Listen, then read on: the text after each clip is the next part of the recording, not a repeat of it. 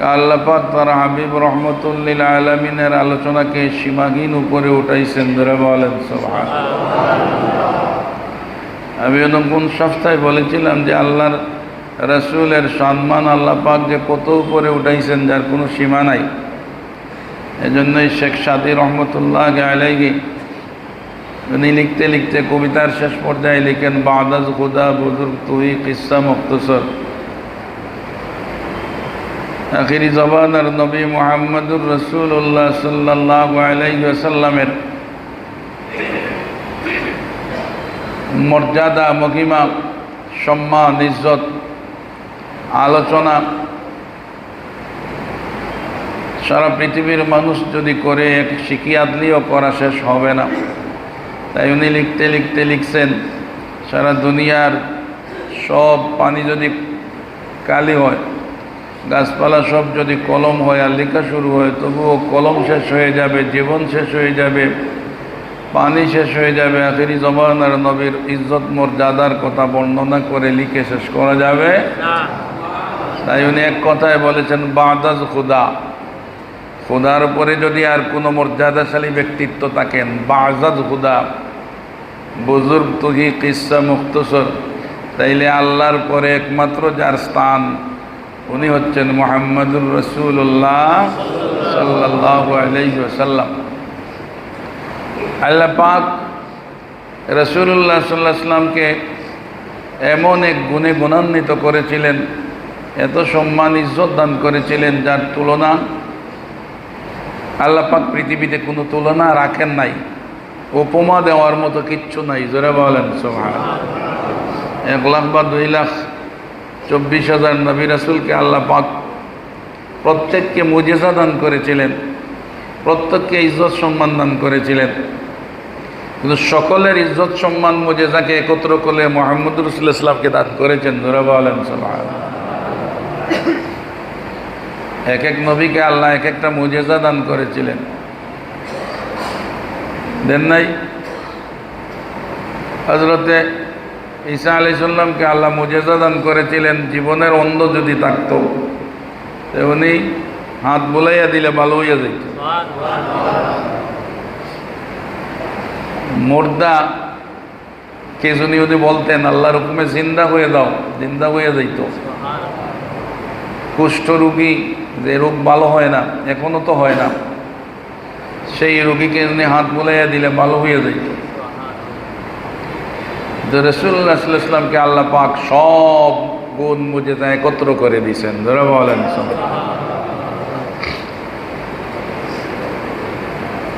হযরতে মুসা আলাইহিস সালামকে আল্লাহ লাঠি দিয়েছিলেন, এক লাঠি সব, সুবহানাল্লাহ বলবেন। আল্লাহ নবীদের সাথে বন্ধুত্ব ফুর্তিও করতেন মাঝে মাঝে, সুবহানাল্লাহ বলবেন। 16 পারার আয়াত আছে, আল্লাহ জিজ্ঞাসা করেন, মুসা এটা কি দিছেন কে? আল্লাহ আবার জিজ্ঞাসা করেন, এটা তোমার হাতে, এটা কি? তো উনি বলতেন, আল্লাহ এটা আমার লাঠি। এই তো জবাব না? এটা কি? এটা মোবাইল তো জবাব না। আল্লাহ যখন জিজ্ঞাসা করছেন তখন আল্লাহ তো, আল্লাহ বলেন মাসুক আর মুসা হলেন আশিক। তো মাসুককে খুশি করার জন্য আশিক কিছু কথা বেশি বললে তো মাসুক খুশি হবেন বেশি, কারণ আশিক মাসুকের উপর পাগল।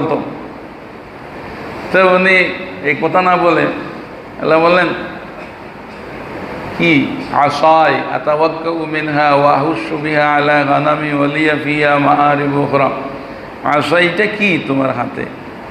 উনি বলতে পারতেন এটা আমার লাঠি না, উনি বললেন এটা আমার লাঠি, এটা দিয়ে আমি অন্ধকারে আলো দেখি, এটা দিয়ে আমার ছাগলের পাতা ফাড়িয়া আমার ছাগলকে খাওয়াই, ওটা দিয়ে আমি ওটা করি, ওটা দিয়ে আমি ওটা করি। অর্থাৎ অনেক কিছু আল্লাহকে জবাব দিলেন, জোরা বলেন সব। এর দৃষ্টান্ত কি জানেন? কোরআন শরীফের আয়াত। দৃষ্টান্ত হলো এই, পৃথিবীতেই কোনো আশিক তার মাসুককে যদি কথা বলাইতে চায়, আনাইয়া বিলাইয়া যা পারে বলে, ঠিক ঠিক। মোবাইলে যদি কথা বলেতে দেখবেন যেভাবে ও বেশি কথা বলতে পারে, যে ও আকর্ষিত হয়। তো মুসা আলাইহিস সালাম ছিলেন আশিক, আল্লাহ ছিলেন মাসুক। ঠিক তদ্রূপ আল্লাহ ছিলেন আশিক, আমার নবী ছিলেন মাসুক।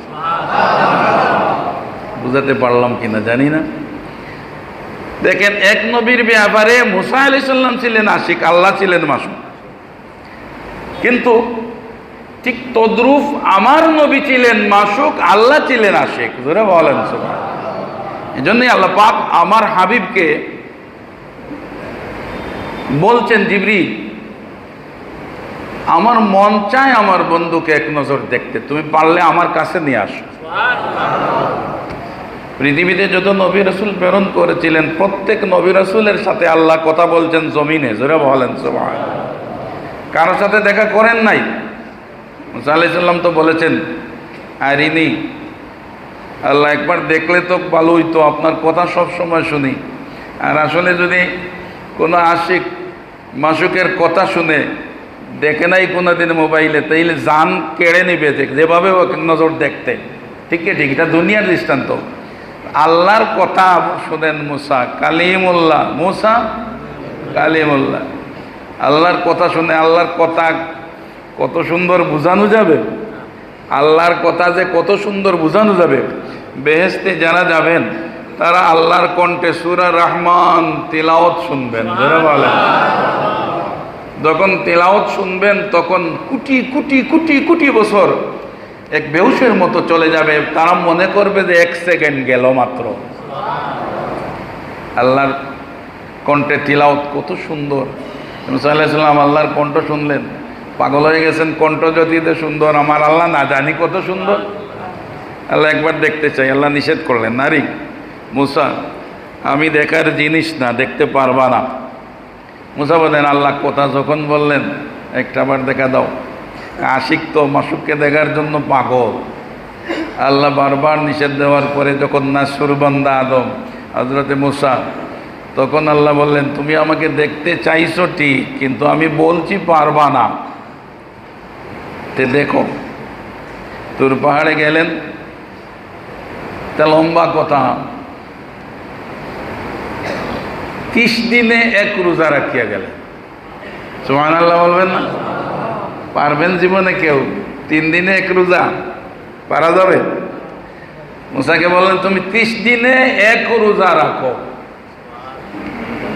তো উনি রাখলেন, খুশি হয়ে আল্লাহকে দেখবেন তো একদম মুখ পরিষ্কার করিয়া গেলেন আল্লাহকে দেখার জন্য। আল্লাহ বলেন, তুমি রোজা রাখছো?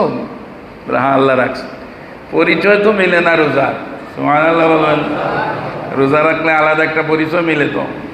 এজন্যই তো বলেছেন, দুনিয়ার বান্দারা যখন রোজা রাখে, এই রোজাদারের মুখের গন্ধ, সারাদিন যে কিছু খায় না, পাকস্থলী থেকে একটা গন্ধ আসে, তো এই দাঁতের গন্ধ না, দাঁত তো আমরা পরিষ্কার করি। খালি পেট থাকতে, সারাদিন থাকতে থাকতে পাকস্থলী থেকে একটা আলাদা গন্ধ আসে। আল্লাহ পাক তার হাবিবের মাধ্যমে জানিয়ে দিলেন যে এই গন্ধটা মেশকে আম্বরের চাইতে আরো বেশি সুঘ্রাণ আল্লাহর কাছে। তাহলে বোঝা গেল রোজাদারের আলাদা একটা মর্যাদা আছে। ঠিক কি ঠিক, একটা আলাদা একটা পরিচিতিও আছে। এই জন্য হাদিস শরীফে আছে, ইসরাফিল আলাইহিস সালাম যখন শেষ ফুৎকার দিবেন, মানুষ মাটির থেকে উঠবেন। ইদাল কুবুর বুসিরাত আলিমাত নাফসুম মা কদ্দামাত ওয়া আখারাত, গলায় মালা নিয়ে উঠবে, আমলনামা লেখা থাকবে, ইয়া আল্লাহ ইয়া আল্লাহ, দেখিয়া দেখিয়া উঠবে। কিন্তু সময় নাই দেখার। কারো গামে কোমর ফানি হবে, কারো মগজ গলিয়া গলিয়া গলিয়া গলিয়া পড়বে, উলঙ্গ অবস্থায় উঠবে। তখন কিয়ামতের ময়দানে কিছু মানুষের মুখ থেকে মেশকে আম্বরের ঘ্রাণ বের হবে। সারা কিয়ামতের ময়দানের মানুষ আশ্চর্য হয়ে যাবে, ওরা আবার কারা?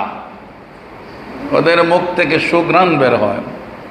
তো জানিয়ে দাও, বলার কেউ নাই, ওরা হচ্ছে রোজাদার, উম্মতে মুহাম্মদের রোজাদার। আমারে ডরাইয়া 30টা রোজা রাখতো, যার কারণে ওই রোজার সুঘ্রাণ আজকে তাদের মুখ থেকে বের হচ্ছে। রোজাদারের পরিচিতি আছে তো? মুসা আলাইহিস সালামকে বলেন, পরিচয় তো মেলে না। ইয়া আল্লাহ, আমি তো রাখছি এইভাবে আসছি। বলে না, হবে না, আরো 10 দিনে 1 রোজা রাখিয়ে আস। আরো 10 দিনে একটা রাখিয়ে গেলেন। তো আল্লাহ বলেন, ঠিকভাবে দাঁড়াও, যদি টিকতে পারো আমাকে দেখবা। জোরে বলেন সুবহানাল্লাহ। টিকা কি সম্ভব? আল্লাহ এক ঝলক দিলেন। ঝলক বুঝেন তো? ওই যে বৃষ্টি দিতে গেলে আকাশ থেকে একটা চমকায়, বিদ্যুতের মতো চমকায় না, ওলা একটা ঝলক দিলেন তোর পাহাড়ের উপর। এক ঝলকে উনি তো বেহুশ হয়ে গেলেনই, তোর পাহাড়টাও জ্বলিয়া সারখার হয়ে গেল। মাটির পাহাড় ছিল না, পাথরের পাহাড়। পাথরের পাহাড়, মধ্যপ্রাচ্যে মাটির পাহাড় খুব কম, আর পাথর এক একটা পাথর প্রায় পাহাড়ের মতো বড় বড় পাথর। মুসা আলাইহিস সালাম সালেন্ডার করলেন, আল্লাহ আর এটা বলবো না, দেখার কথা, সালেন্ডার করে চলে আসলেন। কিন্তু আল্লাহর হাবিবকে আল্লাহ বলেন, জিবরাইল আমার মন চায় দেখতে, নিয়ে আসো। চিন্তা করেন, বেশ বিপরীত বিষয়টা। মুসাকে বলেন পারবা না দেখতে, আসিও না। আর আমার হাবিব রহমতুল্লিল আলামিনকে বলেন নিয়ে আসো। আমার বন্ধুকে এত মাইর তাইফের ছোট ছোট বনি সকিফ গোত্রের বাচ্চারা মারল, যেটা তিনবার দয়াল নবীজি বেহুশ হয়ে পড়ে গেলেন। প্রথমবার পড়লেন, এই দুষ্ট বাচ্চারা তাইফের কানে কানে গিয়া বললো আর মারবো না, চলে যাও। নবীজি উঠে আবার রওনা করেন, আবার পাথর মারি, আবার বেহুশ হয়ে পড়ে যান। কানে কানে বলে আর মারবো না, চলে যাও, আবার চলেন, আবার মারে। তৃতীয়বার যখন রাসূলুল্লাহ সাল্লাল্লাহু আলাইহি ওয়াসাল্লাম বেহুশ হইয়া পড়িয়া গেলেন, কথাবার্তা নাই, ওরা বারবার নাড়াচাড়া করে, নড়েন না। ওরা মনে করেছে যে উনি মারা গেছেন, প্রায় ফেলে চলে গেছে। বহুক্ষণ পরে আল্লাহ রসুলের হুঁশ যখন এসেছে, তখন রাসূল ইসলামের মাথা মোবারক থেকে পা মোবারক পর্যন্ত একটা চুল পরিমাণ জায়গা নাই যেখান থেকে রক্ত বের হচ্ছে না, এত মাইর মেরেছিল তারা। বালক পুত্র জায়েদকে বলেছিলেন, বাবা জায়েদ রে, আমার শরীরে রক্ত মাটি যেন স্পর্শ না করে, মাটি স্পর্শ করলে আমার আল্লাহর বরদাস্ত হবে না। জুতা মোবারক আল্লাহ রসুলের রক্তে জমাট বেঁধেছিল, এত কষ্ট করেছিলেন। তাফসীরের কিতাবে আসে, হাদিসের কিতাবে আসে, রাসূলুল্লাহ সাল্লাল্লাহু আলাইহি ওয়াসাল্লাম গাছের নিচে অবস্থান করছিলেন। তায়েফের এই গাছের নিচে এখন মসজিদ হয়েছে, জোরে বলেন সুবহানাল্লাহ। কোনো স্মৃতি আছে। তখন লম্বা হয়ে যাবে, ওইদিকে আর যাচ্ছি না, শুধু ওই কথাটাই বোঝানোর জন্য বলছি। জায়েদকে বলেছিলেন, জায়েদ চলো আমরা ফিরিয়া যাই মক্কায়। জায়েদ বলেছিলেন, ইয়া রাসূলুল্লাহ, ইয়া হাবিবাল্লাহ, মক্কায় একটা লোক আপনার পক্ষের নাই। ডানের লোক দুশ্মন, বামের লোক দুশ্মন, সামনের লোক দুশ্মন, পিছনের লোক দুশ্মন, যার কারণে আপনি তায়েফ এসেছিলেন, এখন আবার যাবেন, কোথায় যাবেন, কে আপনাকে জায়গা দেবে? তখন তাফসীরের কিতাবের মধ্যে আসে, হাদিসের কিতাবের মধ্যে আসে, আল্লাহ রাসূল এত বেশি কান্না করেছিলেন, জীবনে এত কান্না কোনোদিন করেন নাই। আল্লাহ পাক জিবরিলকে ডেকে বলেছিলেন, জিবরিল রে, আমি সব সহ্য করতে পারি, আমার বন্ধুর চোখের পানি আমি সহ্য করতে পারি না, তুমি দ্রুত গতিতে যাও, আমার বন্ধুরে সালাম জানাও, আর বলো আমার বন্ধু যদি অনুমতি দেন তাইলে এই তায়েফ শহরটাকে আমি দুই পাহাড়ের মধ্যখানে ফেলে ধ্বংস করিয়া দেই একবারে। রাসূলুল্লাহ সাল্লাল্লাহু আলাইহি ওয়াসাল্লাম বলেছিলেন, জিবরিল রে, ওরা বুঝে নাই আমার সাথে বেয়াদবি করেছে, ওদেরকে যদি শেষ করিয়া দেওয়া হয় তাইলে আমি আর কার কাছে এসে আবার ইসলামের দাওয়াত দিব, আর কে আমার উম্মত হবে? ওদেরকে মাফ করে দাও। তখন আল্লাহ পাক বলেছিলেন, বন্ধু, সারা পৃথিবীর মানুষ যদি আপনার পিছন থেকে সরে যায়, কেউ না থাকলে আমি একাই আল্লাহ আপনার জন্য যথেষ্ট হিসাবে আছি। এত কষ্টের পর আল্লাহ রসুল এসে উম্মে হানি, ওনার সম্পর্কে ফুফু, ওনার ঘরে এশার নামাজের পর শুয়ে আছেন, রক্তাক্ত শরীর, দুর্বল শরীর, শরীরের এমন জায়গা নাই যেখানে আঘাত করে নাই তারা।